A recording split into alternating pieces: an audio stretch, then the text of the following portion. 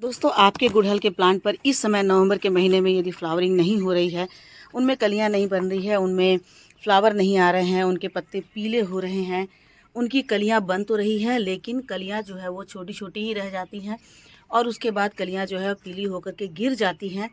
यदि इस तरह की समस्या या फिर आपके पौधे पर ढेर सारे छोटे छोटे से एफिड्स लगे हैं, माइट्स लगे हैं, मतलब छोटे छोटे से कीड़े लग गए हैं और आपके गुड़हल के प्लांट की जो ग्रोथ है वो रुक गई है, तो दोस्तों आज की वीडियो आप लोगों के लिए बहुत ही अच्छी है, बहुत ही बेनिफिशियल है।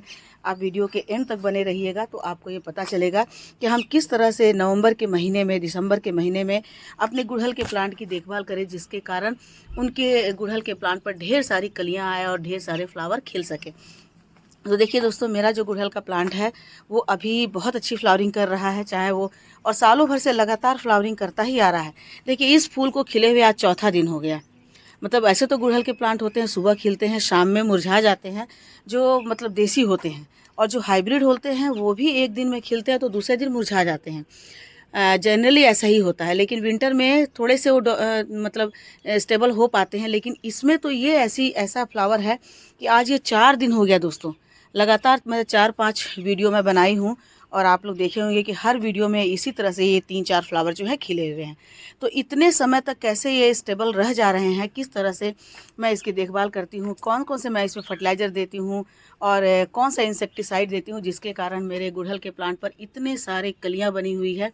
आप देख रहे हैं कि मेरे गुड़हल के प्लांट पर ढेर सारे, मतलब बहुत सारे फ्लावर बड बने हुए हैं और लगातार फ्लावरिंग होती रह रही है, चाहे वो देसी हो। देखिए देसी है और देसी में भी कितने सारे कली बने हुए हैं, मतलब कहीं भी कलियों की कमी नहीं है। जब नवंबर दिसंबर के मंथ में देसी गुड़हल में फ्लावरिंग बंद होने लगती है, तब देखिए मेरे देसी गुड़हल में भी इतने सारे जो है वो फ्लावर बड बने हुए हैं और वे खिलते जा रहे हैं। देखिए, ये रेड वाला है और साथ ही साथ ये येलो वाला है, तो दोनों में लगातार फ्लावरिंग हो रही है और इनकी जो ग्रोथ है वो अभी भी लगातार हो रही है, कहीं भी इनमें कोई कमी नहीं आ रही है। तो कुछ देखभाल करनी पड़ती है विंटर के दिनों में। वैसे तो ये ही ऐसा प्लांट है जिसको कि आपको लगातार हमेशा ध्यान देते रहना है। बाकी जितने भी फ्लावरिंग प्लांट है, आप एक बार ध्यान दे दिए, 2 महीने में एक बार फर्टिलाइज़र दे दिए, तो उसके बाद वो बड़े अच्छे से खिलते रहते हैं। लेकिन गुड़हल जो है, देख रहे हैं आपकी कितनी सारी इसमें कलियां बनी हैं, तो जितनी सारी कलियां हैं वो सारी कलियां लगातार खिलती रहती हैं। तो मतलब एक एक डाल में 4-4 5-5 कलियां रहती है, 6-6 कलियां रहती है और वो कलियां जो है फूल बन जाते हैं। तो इनको जो है वो बहुत ज़्यादा फर्टिलाइज़र की ज़रूरत होती है। मतलब जितने ज़्यादा जो है इसमें मतलब बहुत ज़्यादा फ्लावर खिलते हैं तो इनकी नीड ज़्यादा होती है। मतलब ये होते हैं हेवी फीडर, तो इसीलिए हर 15 दिन पर आपको अपने गुड़हल के प्लांट पर इसी तरह से फर्टिलाइज़र देते रहना है, जिस तरह से मैं अभी आपको बतलाऊंगी। तो हर 15 दिन पर आपको अपने गुड़हल के प्लांट पर फर्टिलाइज़र देना है, तभी आपके गुड़हल के प्लांट इतने अच्छे से फ्लावरिंग करेंगे और लगातार उसमें ग्रोथ होती रहेगी।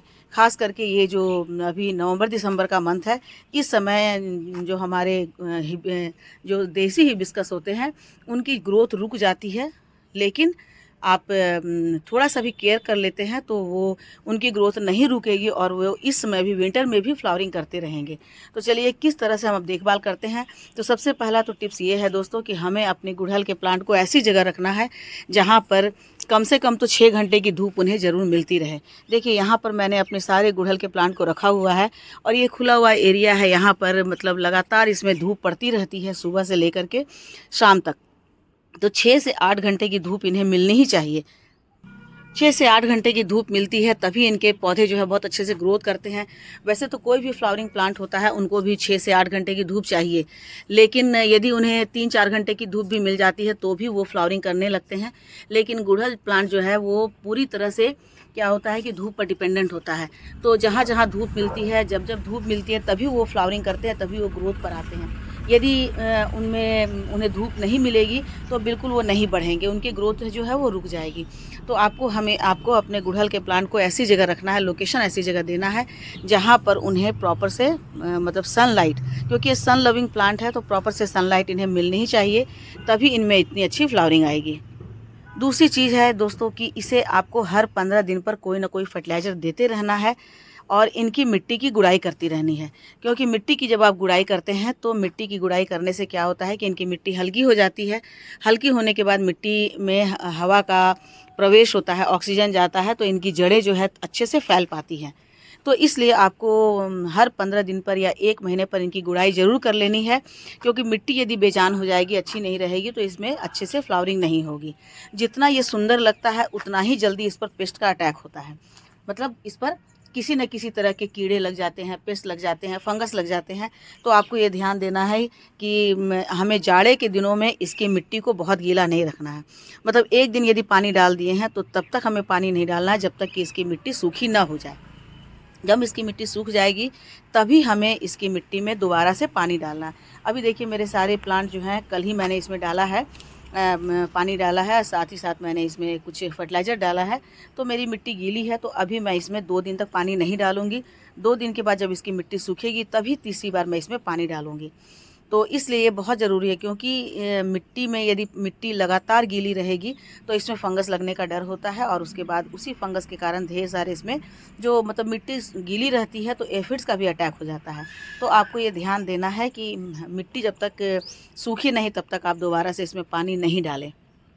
फंगस का अटैक ना हो इसके लिए आपको हर महीने इस पर एक कोई भी फंगिसाइड का स्प्रे करना है, चाहे वो साफ फंगिसाइड हो या ट्राइकोडर्मा हो या हल्दी पाउडर हो या फिर फिटकरी का पाउडर हो। फिटकरी को पानी में डाल करके उसके पानी का स्प्रे करना है, या फिर आप इसमें बेकिंग सोडा का स्प्रे करिए। मतलब कोई भी ऐसा स्प्रे कीजिए जिससे कि इस पे फंगस को जो है वो रुक सके, यानी कि मिली बग भी नहीं लगे। और नहीं, यदि ये सब चीज़ नहीं है, यदि आपके पास नीम ऑयल है या नीम के पत्ते हैं तो उसे भी बॉयल करके आप उसका पानी ले करके और उसमें थोड़ा सा आप शैम्पू मिला लीजिए, या फिर लहसुन को कूच करके पानी में डाल करके एक बॉयल ले करके और उस पानी को छान करके उसका भी आप स्प्रे करेंगे, उससे भी पेस्ट कंट्रोल बहुत आराम से होता है, बहुत अच्छा होता है। और मैंने अपने चैनल पर एक वीडियो पब्लिश किया है जिसमें मेरे नींबू के प्लांट पर मतलब हर पत्ते पर जो है उसमें लगे हुए थे बहुत सारे पेस्ट। मतलब पत्ता तो दिखता ही नहीं था, सिर्फ कीड़े ही कीड़े दिखते थे। लेकिन जब मैंने वो लहसुन वाला तरीका अपनाया तो 1 सप्ताह के अंदर ही अंदर सारे मेरे जो पेस्ट हैं वो ख़त्म हो गया। और उसके बाद देखिए नींबू का क्या हाल है कि कितने सारे इसमें नींबू लगे हुए हैं और अभी भी फ्लावरिंग हो रही है, क्योंकि इसमें लगातार फ्लावरिंग होती रहती है सालों भर और इसमें नींबू होते रहते हैं। तो वो उपाय बहुत ही कारगर है। आप देखना चाहते हैं तो मेरे चैनल पर आप सर्च कर लीजिएगा, तो उससे आपको मिल जाएगा। तो इस तरह से आपको हर महीने इस पर हर 2 महीने पर, या इस समय जब ज़्यादा पेस्ट लग रहा है तो आपको इस समय हर 15 दिन पर कोई भी फंगिसाइड का, पेस्टिसाइड का इस पर स्प्रे करना बहुत ही ज़्यादा ज़रूरी है। आज के वीडियो में मैं जो बतलाने वाली हूँ कि जिससे हमारे प्लांट पर बहुत ज़्यादा बदलाव आएगा। मतलब 1 सप्ताह के अंदर आपके गुड़हल के प्लांट यदि ग्रोथ नहीं कर रहे हैं, उनकी कलियाँ गिर जा रही है, उनके फ्लावर जो है वो छोटे छोटे रह जा रहे हैं, फ्लावर टिक नहीं रहे। देखिए ये फ्लावर भी कल खिला है और ये सिंगल पेटल वाला है, लेकिन आज भी ये बहुत ही तरोताज़ा दिख रहा है, ऐसा लगता है जैसे आज ही खिला हो। तो इस तरह से फूल को टिकाऊ कैसे बना सकते हैं, कैसे अपने प्लांट पर आप फूल को लगातार 2 दिन तक रख सकते हैं, उन सब के लिए आज की वीडियो में मैं दिखलाती हूँ कि कौन सा हमें करना। तो देखिए दोस्तों, ये है गुड़। गुड़ जो होता है बहुत ही ज़्यादा अच्छा होता है। इसमें बहुत ज़्यादा मैग्नीशियम होता है, आयरन होता है, कैल्शियम होता है, बहुत सारे माइक्रो न्यूट्रिएंट होते हैं। जाड़े के दिनों में बहुत ही अच्छे से हमारे प्लांट पर अपना असर दिखाता है। फर्टिलाइज़र माना जाता है प्लांट्स के लिए, खासकर गुड़हल जैसे बहुत हेवी फ्लावरिंग करने वाले प्लांट्स के लिए। तो ये है सरसों की खली। सरसों की खली में नाइट्रोजन, फास्फोरस और पोटेशियम जैसे महत्वपूर्ण पोषक तत्व होते हैं जो पौधे की वृद्धि में सहायक होते हैं, और इसके उपयोग से पौधों की जड़ें जो है वो बहुत मजबूत होती है और मिट्टी के संरचना में भी ये सुधार लाता है। यह खली पानी और पोषक तत्वों को पकड़ने की मिट्टी की क्षमता को भी बहुत ज़्यादा बढ़ाता है। तो इसे हम सर्दियों के दिनों में देते हैं तो हमारी मिट्टी बहुत अच्छी हो जाती है। दूसरी बात ये होती है कि जो सरसों की खली होती है ये इसकी तासीर गर्म होती है, तो इसलिए भी इसका उपयोग करते हैं। तो ये देखिए दोस्तों गुड़। अब गुड़ का क्या उपयोग है? गुड़ में क्या होता है, कार्बोहाइड्रेट और ट्रेस मिनरल होते हैं जो पौधों को स्वस्थ रखने में मदद करते हैं। साथ ही साथ गुड़ को जैविक खाद में मिलाने से मिट्टी में सूक्ष्म जीवों की गतिविधि बढ़ती है, जिससे पौधे स्वस्थ रहते हैं। गुड़ को पौधों की पत्तियों पर छिड़कने से पोषक तत्व और शर्करा जल्दी अवशोषित हो जाते हैं। गुड़ में मौजूद रसायन मुक्त कीटनाशक कीट और रोग नियंत्रण में मदद करते हैं।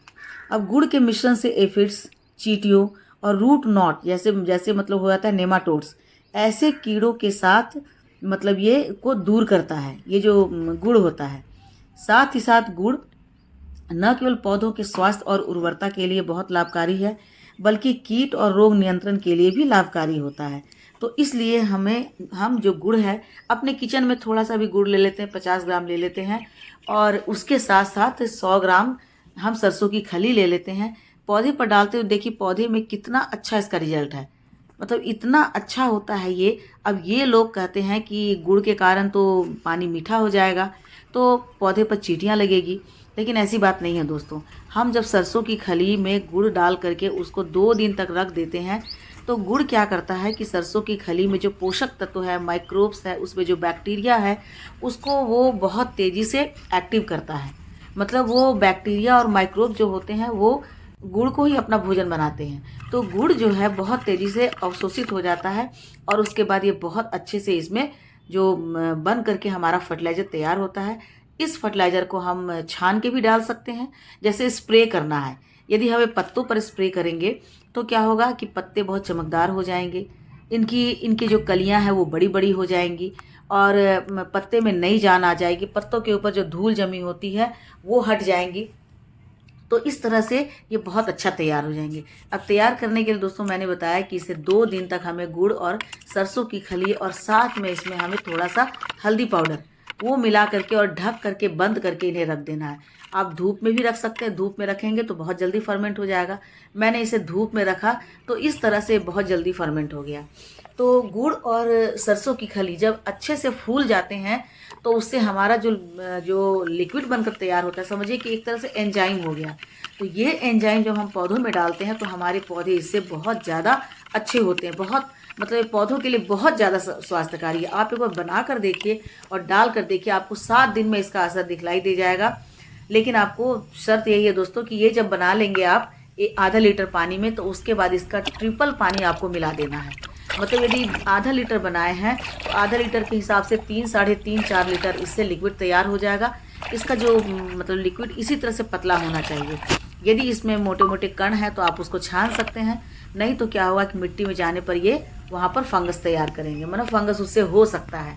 तो इस तरह से आप इनको बना करके और फिर उसके बाद आप जितना बड़ा आपका प्लांटर है उतने बड़े प्लांटर में, उतने बड़े में आप उसके हिसाब से डालिए। लेकिन डालने से पहले आपको मिट्टी की गुड़ाई कर लेनी है ताकि नीचे की मिट्टी ऊपर आ जाए, ऊपर की मिट्टी नीचे जाए, मिट्टी में थोड़ी सी हवा लगे, उसे सांस मिले, और उसके बाद अब डालेंगे तो बहुत तेज़ी से जड़ों तक जाएगा, जिससे कि जड़ में जाकर के बहुत तेज़ी से जड़ों को मतलब ग्रोथ पर ले आएगा।